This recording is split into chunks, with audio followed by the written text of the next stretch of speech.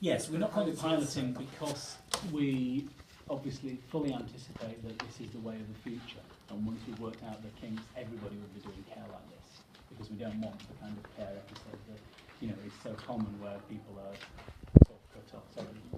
Yeah, no, I'm sorry to ask this question, but it's really around lay people who are actually going to be involved in the whole process. And how, I know it's almost an impossibility, how do they represent what everybody thinks? And I know, because I've done user involvement myself, and it's been really difficult. Yeah, it's a real conundrum, and it's one that Healthwatch in all its areas really face.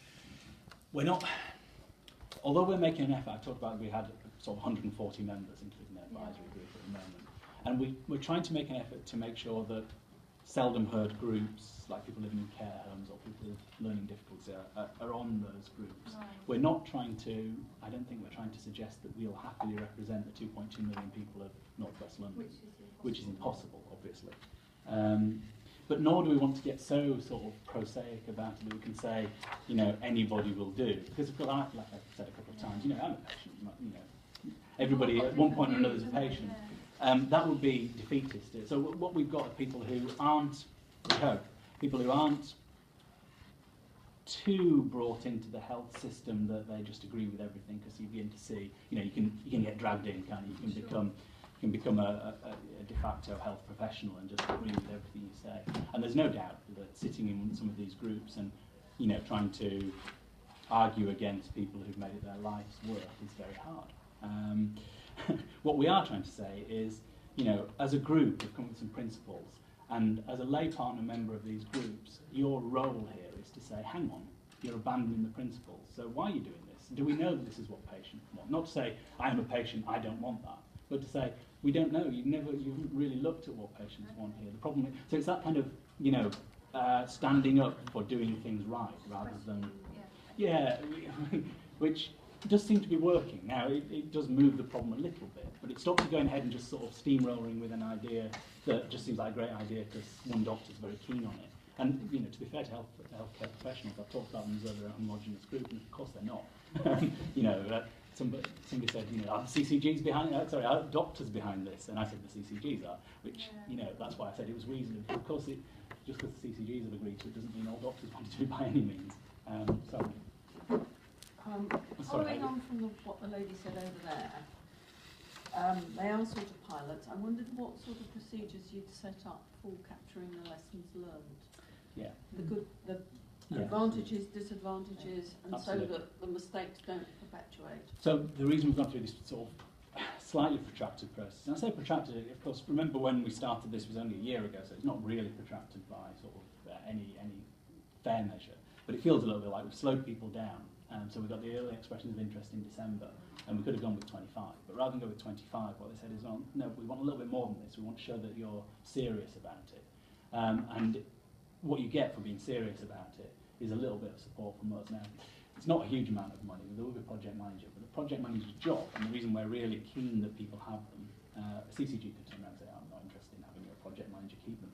But we're pushing to make sure they do, because we want to know that A, they sign up to the principles, so they'll have the co-production, and B, they're going to measure what's going on. So the project... How are they going to measure it? Well, that's down to each individual, so it depends what each individual area, so it depends what they're trying to look. Don't you need to give a common form of measurement against all... Yes, you do, but, so that but they it can won't be the compared. same. Yeah, it won't be the same measurement for everything. So then all the projects aren't doing the same thing.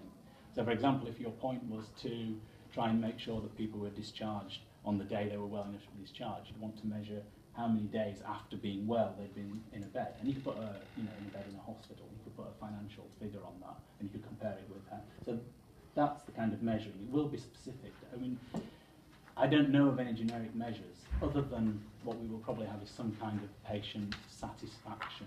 And I say that, you know, because patient satisfaction is a bit difficult to measure. But there aren't many generic measures that work for all healthcare situations. So there's not many things that you think will be appropriate for. No, but you can start to create some, so that some sort of uniformity. Yeah, so I think the projects working on diabetes will all have. I think the projects working on diabetes, for example, will have similar sorts of measures, and there'll be some technical measures about how well controlled the disease is, and they will be using other projects that are looking at diabetes. But there are some things that have to be specific to the piece of work you're doing, trying to change different things. Is the question there about sharing measurements between early adopters so that they were able to compare?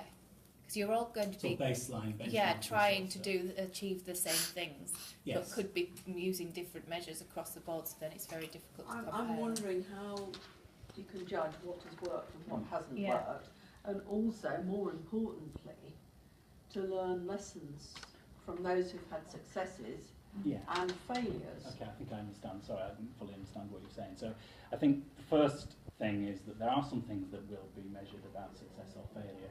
How well did it work for the patients is the first one. So were people happy with the service they got? Now that will be something common to everything. Because it wouldn't make any sense to do it any other way. How much did it cost? Was it a cost-efficient use would be another measure. We will be sort of trying to put pounds on these things as well. They are doing already in hospital. When you go to hospital, always they give you this tablet. The friends and family Yeah. referral Yeah. test and those things. Yeah.